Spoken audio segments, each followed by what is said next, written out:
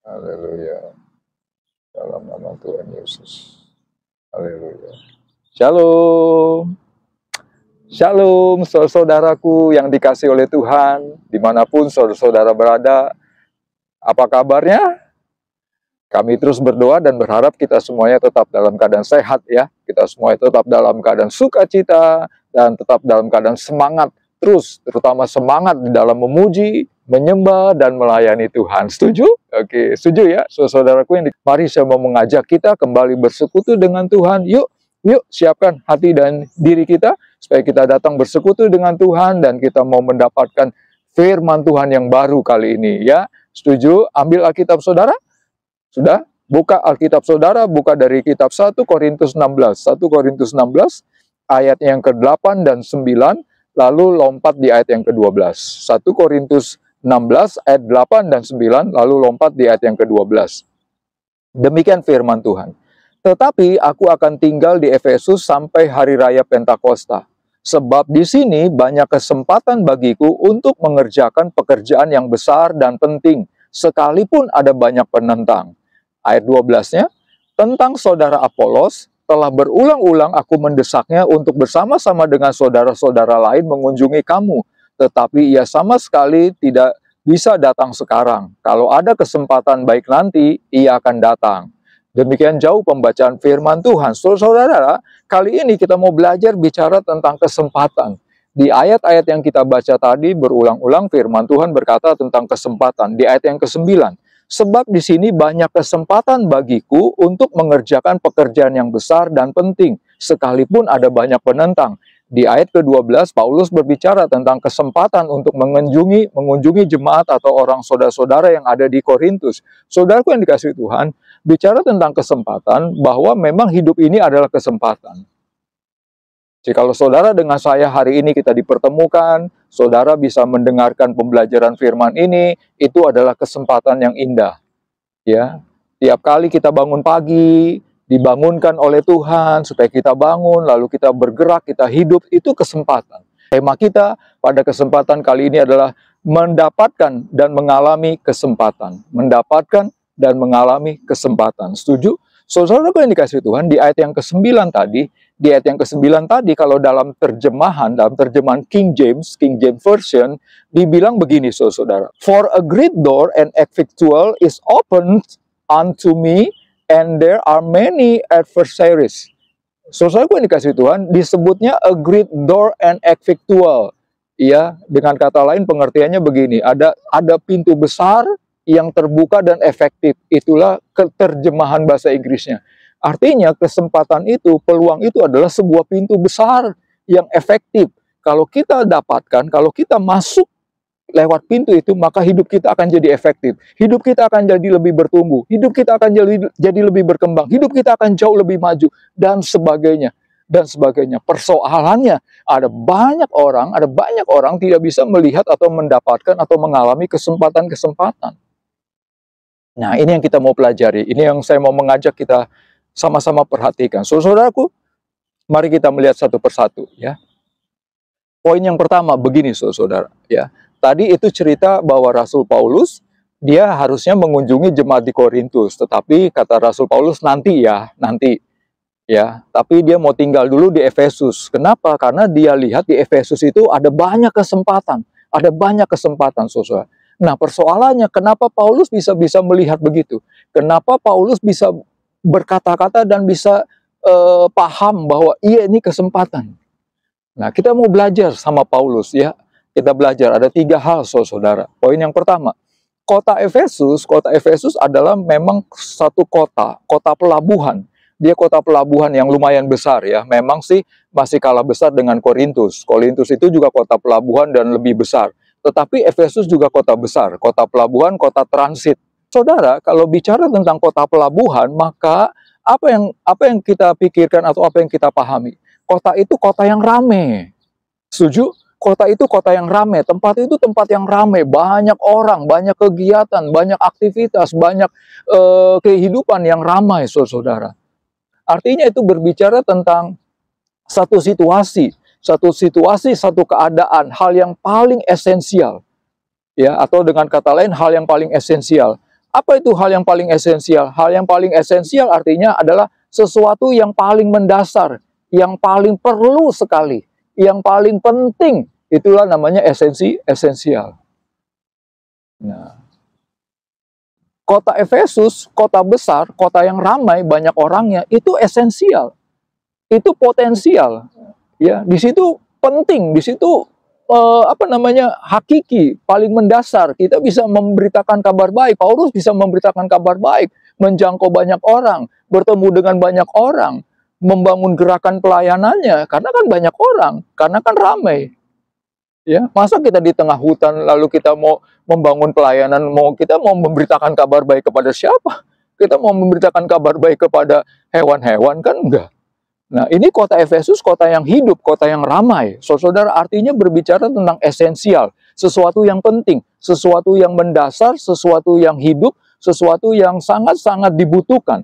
Itulah esensial. Ya. Paulus paham betul ini. Makanya dia bilang, aku akan tinggal di sini dulu, sebab banyak kesempatan. Kata Paulus, banyak kesempatan. Sudahkah kita melihat di dalam kehidupan kita hari-hari ini, kita melihat seperti itu? Apa sih hal yang paling esensial dalam hidup kita? Di depan mata kita, di sekeliling kita, di tempat di mana kita hidup, di rumah tempat tinggal kita, di lingkungan kantor kita, di lingkungan sekolah kita, di lingkungan tempat bermain kita. Mari kita perhatikan hal-hal yang esensial, yang paling mendasar. Yang paling mendasar. Salah satu contoh begini saya katakan. Hari-hari ini, hal yang paling esensial adalah digital, ya, digital, oke, handphone, ya, atau gadget, ya, handphone atau gadget sekarang hal yang paling mendasar. Semua orang pasti pegang HP, semua orang pasti ngulik-ngulik di HP, semua orang cari tahu di gadget, semua orang baca di gadget, semua orang nonton di gadget ini. Nah, lalu apa? Kami pergunakan ini kesempatan, makanya kami bikin syuting video seperti ini, kami buat video pembelajaran firman Tuhan, supaya saudara-saudara, semua orang bisa mengakses, bisa membaca, bisa menonton lewat gadget ini. Setuju, saudara? Inilah namanya kesempatan. Oke. Saudara-saudara yang dikasih Tuhan, banyak orang berkata begini, saudara. Ya, saya tidak melihat kesempatan tuh, saya tidak menemukan kesempatan. No, kesempatan bukan ditunggu datang. Kesempatan memang seringkali tidak datang dalam bentuk konkret. Kesempatan tidak datang dalam bentuk nyata-nyata begitu ya, seperti tubuh jiwa roh kita, seperti manusia, seperti tanaman, seperti alam kelihatan. Enggak. Kesempatan seringkali dalam bentuk abstrak. Kalau kita bisa melihatnya, kita bisa menemukannya dengan hati, pikiran, dengan jiwa yang bersih, jiwa yang tenang, jiwa yang pas, maka kita bisa meraih kesempatan. Nah, jadi kesempatan itu bukan kita tunggu-tunggu, bukan. Kita cari-cari bentuknya konkret, apa ya, tiba-tiba datang orang nawarin, kamu mau kerja nggak? Ya itu betul, itu kesempatan juga, betul. Tapi makanya tadi saya katakan, tidak selalu bentuknya begitu. Bahkan seringkali abstrak, seringkali kita nggak melihat, seringkali kita nggak menduga, seringkali kita nggak ngerti, nggak nyata-nyata bentuknya di depan mata kepala kita. Tetapi kalau kita dengan kacamata hati kita, dengan batin kita, dengan kita dekat dengan Tuhan, nanti Tuhan akan menuntun kita, kita bisa melihat hal yang esensi, kita bisa melihat potensialnya, dan disitulah kesempatannya. Bisa dipahami, saudara-saudara. Setuju? Iya. Poin yang kedua kita belajar. Di kota Efesus itu ada sebuah ikon. Ada sebuah ikon di kota itu. Ada sebuah patung yang menjadi ikon di kota Efesus. Ya. Ya. Ibarat kalau di Jakarta itu ikonnya adalah Tugu Monas, yaitu ikonnya. Ya, ada monumen nasional atau Monas, saudara. Di kota Efesus ada sebuah patung yang menjadi ikon kota itu. Patung itu patung Dewi Artemis. Patung Dewi Artemis, di mana kebanyakan masyarakat di situ menyembah patung itu. Nah, Paulus melihat bahwa ini kesempatan. Maksudnya apa kesempatan? Artinya bahwa dari patung itu, itulah titik tolaknya, itulah akar masalahnya, itulah titik tolaknya.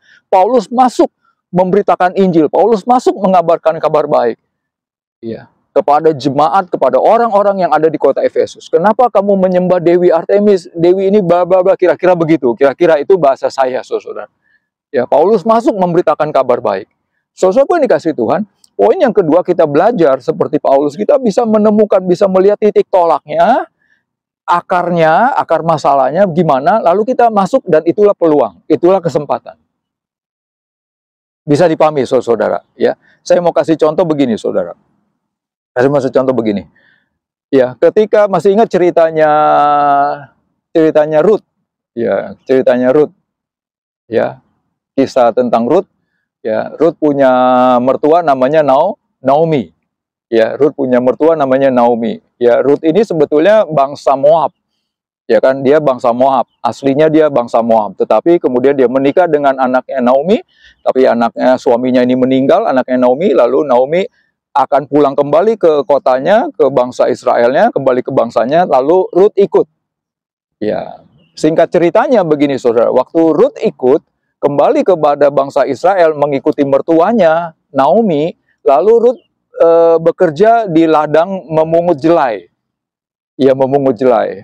Nah, dari memungut jelai ternyata pemilik ladang jelai itu adalah masih kaum keluarganya dari Naomi. Masih kaum keluarganya Naomi, ya. Keluarga besar, masih ada keturunannya lah. Katakanlah kalau dalam hal marga mungkin satu marga atau dan sebagainya, mungkin kira-kira begitu ya. Nah, saudaraku, nah ternyata yang pemilik ladang inilah yang kemudian kalau kita baca dalam kisah Naomi, kisah Ruth itu, maka dia yang menikahi Ruth. Dia menikahi Ruth, akhirnya mereka punya anak. Nah, anaknya namanya Obed. Lalu Obed dan seterusnya keturunannya sampailah kepada keturunan datangnya Yesus Kristus. Bisa dipahami. Artinya akar masalahnya adalah supaya mereka ketemu dengan pasangannya. Ruth ketemu dengan pasangannya. Pasangan yang sudah Tuhan tentukan. Kesempatannya terbuka. Lewat mana akar masalahnya? Lewat ketika dia bekerja di ladang itu. Ketika dia bekerja memungut jelai di ladang miliknya Boas. Kalau seandainya Ruth tidak bekerja di situ, maka dia nggak ketemu Boas. Bisa dipahami, saudara-saudara. Ya, bisa dipahami. Itulah namanya Ruth melihat titik tolaknya, akar masalahnya. Oh, dari sini nih. Saya startnya mulai dari sini. Ya. Ada pepatah kuno berkata begini, kita tidak akan bisa mencapai garis akhir kalau kita tidak melangkah satu langkah di garis awal atau di garis start. Ya, supaya kita bisa masuk ke garis finish, kita harus melangkah dari langkah pertama di garis start. Selama kita nggak melangkah, kita nggak akan sampai di finish. Setuju, saudara? Ya, kita harus berangkat dari titik tolaknya apa? Perhatikan titik tolaknya, temukan akar masalahnya, dan disitulah ada kesempatan. Poin yang ketiga, yang terakhir. Saudaraku begini. Poin yang ketiga, ada satu hal lagi yang luar biasa di dalam kota Efesus. Kota Efesus itu adalah di mana di situ ada salah satu sekolah teologi. Ya, di kota Efesus itu ada satu sekolah teologi, saudara. Ya. Namanya sekolah Tiranus, sekolah teologi. Kalau zaman sekarang disebutnya STT lah, sekolah tinggi teologi, kira-kira begitu ya. Sekolah tentang teologi. Nah, Paulus pun mengajar di situ di Tiranus. Saudaraku yang dikasih Tuhan, apa hubungannya? Waktu Paulus mau, kan tadi di awal saya katakan bahwa kota Efesus kota yang ramai, banyak orangnya. Paulus mungkin akan kesulitan kalau dia memberitakan kabar baik, kalau dia membangun pelayanan seorang diri. Nah, tetapi dia tahu di situ ada kampus, ada sekolah teologi. Dia akan minta bantuan, dia bisa minta pertolongan anak-anak sekolah teologi. Anak-anak kampus dari situ untuk membantu dia, memberitakan kabar baik, membangun pelayanan bersama-sama, bersinergi, gotong royong, supaya bisa menjangkau daerah Efesus. Bisa dipahami maksud saya? Artinya sekolah atau kampus atau tempat sekolah Tiranus ini, sekolah teologi ini adalah faktor pendukung. Faktor pendukung dimanfaatkan, diberdayakan oleh Paulus untuk sama-sama membangun pelayanan bagi hormat dan kemuliaan nama Tuhan. Itulah kesempatan. Nah, faktor yang ketiga, yang terakhir adalah mari kita lihat, temukan faktor-faktor pendukung di sekitar kita. Banyak, saudara, banyak. Ya, salah satunya tadi saya katakan gadget. Gadget ini faktor pendukung. Ya, gadget ini faktor pendukung. Zaman sekarang kan zaman medsos semuanya kan, zaman digital. Ya, zaman digital. Saudara gunakan handphone ini. Semua orang sekarang berlomba-lomba pakai handphone ini. Diberdayakan jadi apa. Dari handphone ini bisa menghasilkan cuan, bisa menghasilkan uang. Dari handphone ini bisa menciptakan lapangan pekerjaan baru. Dari handphone ini kita bisa menemukan hal-hal lebih baru lagi. sehingga hidup kita lebih berkembang, lebih maju, lebih lebih hidup lagi dan sebagainya. Dan saya percaya Tuhan sebetulnya sudah menyediakan di depan mata kita, sudah mempersiapkan kesempatan-kesempatan, the great door and effectual. Ya, Tuhan mau sebetulnya kita mendapatkan kesempatan itu, cuma seringkali kita nggak melihat. Mari saat ini saudara-saudara, kita berubah. Kita mau arahkan hati pikiran kita kepada Tuhan dan minta tolong sama Tuhan, supaya Roh Kudus menuntun kita, supaya kita peka. Hal-hal apa yang esensial, yang potensial di sekitar kita. Ya, ada faktor pendukung apa di sekitar kita? Titik tolaknya dari mana? Akar masalahnya saya harus mengembangkan hidup saya dari mana titik tolaknya? Faktor pendukungnya apa yang bisa kita gunakan untuk membangun hidup kita, mengeksplor hidup kita, merubah hidup kita lebih baik. Dan tentunya bagi hormat dan kemuliaan nama Tuhan. Setuju? Amin. Amin, saudara-saudara. Yuk, mari kita aminkan saudara-saudara. Jikalau selama ini saudara-saudara belum melihat kesempatan itu, datang sama Tuhan. Datang sama Tuhan, minta pimpinan Roh Kudus, minta kepekaan.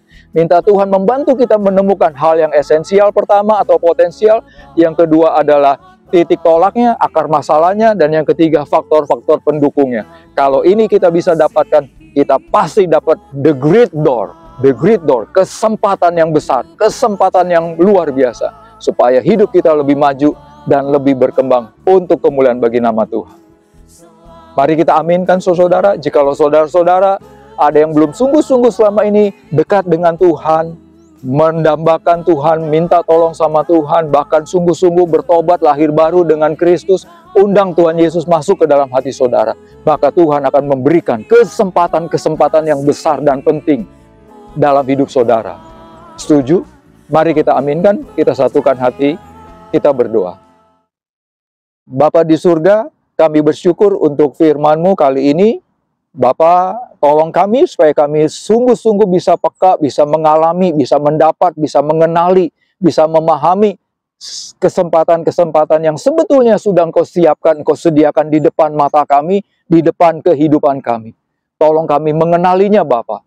Ini doa kami, Bapa di surga. Bapa, tolong setiap pemirsa, penonton yang sungguh-sungguh mengalami kesulitan, kesusahan, banyak hal yang mereka pergumulan-pergumulan. Dalam nama Tuhan Yesus, Bapa, Engkau jamah dan Tuhan bukakan mereka, buat mereka mengerti kesempatan-kesempatan yang baru yang Tuhan sediakan bagi mereka. Bila mana ada pemirsa penonton yang membuka pintu hatinya dan sungguh-sungguh mau mengundang Engkau Tuhan Yesus masuk ke dalam hati, ke dalam hidupnya, hidup dalam pertobatan lahir baru. Dalam nama Tuhan Yesus, Bapa, hamba berdoa, dalam nama Tuhan Yesus, Bapa, jamah, pulihkan, tolong hidupnya, sungguh-sungguh. Terima kasih Bapak, ini doa kami. Dalam nama Tuhan Yesus, kami sudah berdoa dan mengucap syukur. Haleluya. Amin.